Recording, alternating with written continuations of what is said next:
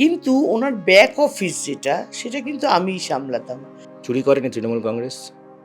পার্থ চট্টোপাধ্যায়ের গার্লফ্রেন্ডের খাটের তলা থেকে কি কোটি কোটি টাকা খুঁজে পাওয়া যায়নি?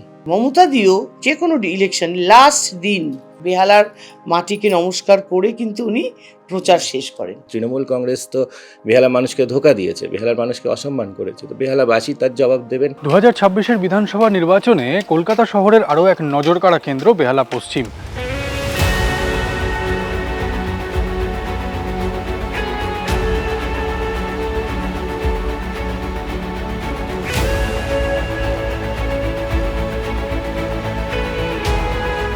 বেহালা পশ্চিম এই সেদিনও ছিল পার্থ চট্টোপাধ্যায়ের খাস তালুক। 2006 সাল সেই বাম জামানা থেকেই এই কেন্দ্র তাঁরই দখলে। তৃণমূলের পার্থপতনে এবার চেনা গল্পে বড় বদল। পার্থ গিয়েছেন, রত্না এসেছেন। পূর্ব থেকে পশ্চিমে এসে পার্থ প্রভাব কি টের পাচ্ছেন তিনি?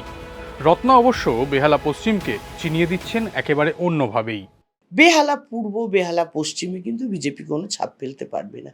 কারণ মমতা বন্দ্যোপাধ্যায় 1984 সাল থেকে যখন যাদবপুরের সাংসদ হয়েছিল, তখন যাদবপুর কেন্দ্রটার মধ্যেই ছিল বেহালা পূর্ব পশ্চিম। এখন যেটা দক্ষিণ কলকাতায়, তখন ছিল যাদবপুর কেন্দ্রের মধ্যে। মমতাদি প্রথম সাংসদ হয়েছিলেন যাদবপুর থেকে, এবং তখন থেকে কিন্তু বেহালার মানুষ মমতা বন্দ্যোপাধ্যায়কে আশীর্বাদ করে আসছেন। বেহালা পশ্চিম তো কখনো হারেইনি। বেহালা পূর্ব যদিও বা তারপর দু একবার হেরেছে, কিন্তু বেহালা পশ্চিম কখনো হারেনি। আর মানুষ অত্যন্ত মমতাদিকে ভালোবাসেন। আর মমতাদিও যে কোনো ইলেকশন লাস্ট দিন একদম বেহালার মাটিকে নমস্কার করে কিন্তু উনি প্রচার শেষ করেন। বেহালা পশ্চিম তৃণমূলের প্রায় নিরাপদ আসন বলেই পরিচিত। সে আসনে লড়তে নেমেছেন বিজেপির ইন্দ্রনীল খাঁ। পেশায় চিকিৎসক, হেভিওয়েট নেতার প্রভাব সরিয়ে রেখে নাড়ি টিপে এখন বেহালা পশ্চিমের রোগ নির্ণয়ে ব্যস্ত ডাক্তারবাবু। পশ্চিমবঙ্গের মানুষ এবং বেহালাবাসী গত কয়েকটি নির্বাচন জুড়ে লাগাতারভাবে ভারতীয় জনতা পার্টিকেই আনার চেষ্টা করছেন। সেটা রাজনৈতিক সমীকরণ বিভিন্ন থাকে, সেখানে হয়তো অনেক সময় দেখেছি তো কোথাও কখনো 20,000, কখনো 30,000 হয়তো একটা কোথাও গ্যাপ হচ্ছে। তো সেটা আপনি ভাবুন না, গত 5 বছর ধরে আমরা দেখতে পেয়েছি যেভাবে করে ভারতীয় জনতা পার্টি তৃণমূলের এই দুর্নীতির বিরুদ্ধে রাজপথে নেমে লড়াই করেছে, চোখে চোখ রেখে লড়াই করেছে। পশ্চিমবঙ্গের মানুষ তা দেখেছে, বেহালার মানুষ সচেতন মানুষ, তারা দেখেছে এই বেহালায় থেকে তৃণমূল কংগ্রেস তো বেহালার মানুষকে তো অসম্মান করেছে। বেহালার কোনো উন্নয়ন নেই। বিদ্যাসাগর হাসপাতালটাকে কী অবস্থা করে রেখে দিয়েছে, কেউ বিদ্যাসাগর হাসপাতালে ভর্তি হতে যেতে পারে না, সব বেসরকারি হাসপাতালগুলোতে বেড পাচ্ছে না, মানে এরকম অবস্থা। কারণ সরকারি যে হাসপাতালে কেউ যেতে চায় না, এই পরিস্থিতি বেহালা।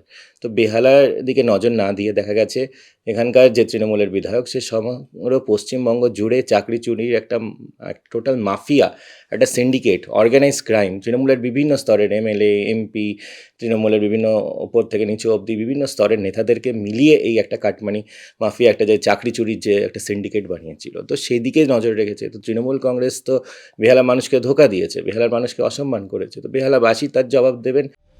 কেন্দ্র বেহালা পশ্চিম। 2006 সাল থেকে বিধায়ক ছিলেন পার্থ চট্টোপাধ্যায়। 2016 সালে সিপিএমের কৌস্তব চট্টোপাধ্যায় প্রার্থী হয়েছিলেন পার্থর বিরুদ্ধে। পার্থর জয়ের মার্জিন নেমে এসেছিল মাত্র 9,000 ভোটে। 2021 সালে মার্জিন আবার বেড়ে হয় 50,000-এর বেশি। এসআইআরে যোগ বিয়োগ। 2025 সালে ভোটার তালিকা অনুসারে ভোটার সংখ্যা 3,17,553। খসড়া তালিকায় বাদ পড়েছে 52,247। চূড়ান্ত তালিকায় ভোটার সংখ্যা 2,64,162।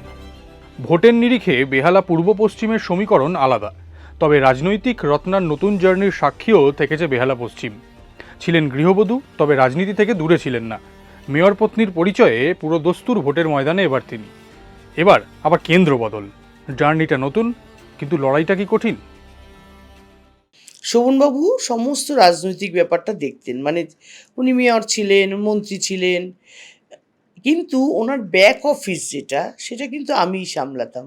2006 সালে যখন মমতা বন্দ্যোপাধ্যায় সিঙ্গুর আন্দোলন করছিলেন, উনি যখন এই ডরিনা ক্রসিংয়ের ওখানে অনশন করেছিলেন, ডে 1 থেকে লাস্ট ডে অবধি আমি কিন্তু মমতাদির সঙ্গেই থাকতাম।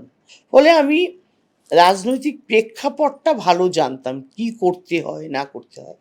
আর এই করতে গিয়ে কি হয়েছে, সমস্ত নেতা নেত্রীরা আমাকে চিনত। কাউকে গিয়ে আমাকে মুখ চেনাতে হয়নি যে আমি রত্না শোভনের স্ত্রী, এটা কাউকে চেনাতে হয়নি। মমতাদি সাপোর্ট দেন, এদিকে আর যারা আছে, অরূপদা আছে, দেবাদা আছে, অতীনদা আছে, পরেশ পাল ছিল, মানে সবাই আমাকে খুব ভালোবাসতেন। ফলে আমি যখন রাজনীতি করতে এসেছি গৃহবধূ হয়ে, কাজটা করতে প্রথমত আমার একটু কষ্ট হতো, বুঝতাম না না কোনটার পর কোনটা করা উচিত। কিন্তু নেতৃত্বের সঙ্গে আমার পরিচিতি থাকায় তাদের সঙ্গে থেকে থেকে আমি কাজটা শিখে গেছি। তৃণমূলকে দুর্নীতির তীরে বেঁধাই অবশ্য বিজেপির পাখির চোখ। সোজা সাপটা সেই রাস্তায় নিয়েছেন রত্নার প্রতিদ্বন্দ্বী ইন্দ্রনীল। চুরি করেনি তৃণমূল কংগ্রেস? পার্থ চট্টোপাধ্যায়ের গার্লফ্রেন্ডের খাটের তলা থেকে কি কোটি কোটি টাকা খুঁজে পাওয়া যায়নি? না গরিব মানুষের রেশনের চাল ডাল চুরি করেনি এই বালু, যে হাবড়াতে আবার যাকে দাঁড় করিয়েছে তৃণমূল কংগ্রেস, জ্যোতিপ্রিয় মল্লিক বা পরেশ অধিকারী, সেখানে সে চাকরি দুর্নীতি করেনি? দুর্নীতি তো করেছে, সেটা তো প্রমাণিত সত্য। সেখানে তো কোনো এবং যদি দুর্নীতি করে, যদি চুরি করে, যদি কোটি কোটি টাকা সাধারণ মানুষের আত্মসাৎ করে, রাজস্ব নিয়ে ছাড়কার করে, কয়লা দুর্নীতি করে, তো সেখানে চোরদেরকে ধরবে না? ইডি ধরেছে, সিবিআই ধরেছে, এবং উচিত তো কলকাতা পুলিশের ধরা। ইডি সিবিআই তো কেন্দ্রীয় সংস্থা। রত্নাও হাতে তুলে নিয়েছেন পাল্টা অস্ত্র। ধর্মীয় মেরুকরণের প্রশ্নে বিজেপিকে বিধেই যেন বুঝিয়ে দিয়েছেন তিনি মোটেও পার্ট টাইম পলিটিশিয়ান নন। অ্যাকচুয়ালি ছোটোবেলা থেকে না আমি মুসলমান, হিন্দু, খ্রিস্টান এই যে আবহাওয়াটা কখনো দেখিনি, একসঙ্গে বড় হয়েছি। এবং পড়াশোনা করতে গিয়েও দেখেছি যে ভারতবর্ষের সংবিধান ধর্মনিরপেক্ষ। যখন ভারতবর্ষ ভাগ হলো, পাকিস্তান চলে গেল, পূর্ব পাকিস্তান চলে গেল, ওরা ইসলামিক রাষ্ট্র হিসাবে নিজেদের ঘোষণা করলো। ভারতবর্ষ কিন্তু চাইলে পারতো হিন্দু রাষ্ট্র ঘোষণা করতে। তো আমি ছোটবেলা থেকে শিখেছি ভারতবর্ষ ধর্মনিরপেক্ষ দেশ, যেখানে সমস্ত ধর্মের সমান অধিকার আছে। সেখানে কেন আমি আজকে রাম মন্দির করতে গিয়ে রক্ত ঝরাবো? কেন আজকে আমি বাবরি মসজিদ করতে গিয়ে রক্ত ঝরাবো? কেন আমি একটা গির্জা করতে গিয়ে রক্ত ঝরাবো? আজকে এখনো পশ্চিমবঙ্গে কেন বিজেপি ঢুকতে পারেনি? শুধু ওদের এই ধর্মীয় মেরুকরণের জন্য। ওরা যদি ধর্মীয় মেরুকরণটা সরিয়ে দিয়ে অর্থনীতি, উন্নয়ন, কি করব, মমতা ব্যানার্জি চলে গেলে কি করা উচিত করতো, দেখতেন পশ্চিমবঙ্গের মানুষ বিশ্বাস করতো। কিন্তু ওরা ধর্ম ছাড়া কোনো কথাই বলে না।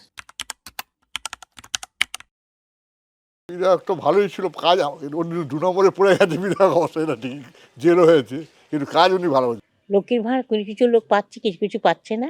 আমরা যেমন বিধবা ভাতার পাচ্ছি না, আর বার্ধক্য ভাতারও পাচ্ছি না। এ মাসে এখনো আসেনি। ওটা চাই, মানে আপনি কি এমনি পান? না, আমি এখনো তো 3 বার করেছি, একবারও পেলাম না। কলকারখানা হলেই ভালো হয়, মানুষ চাকরি ফাকরি পাক, এইটাই চাই। একদিকে যখন এখানে প্রার্থী রত্না চট্টোপাধ্যায় উন্নয়নের প্রশ্নে এককাঠা, ঠিক তখনই তৃণমূলের দুর্নীতির প্রসঙ্গে পাল্টা তাকে আক্রমণ করছেন বিজেপি প্রার্থী ইন্দ্রনীল খান। কিন্তু শেষ হাসি কে হাসবে তা বলবে ভোটের ফলাফল।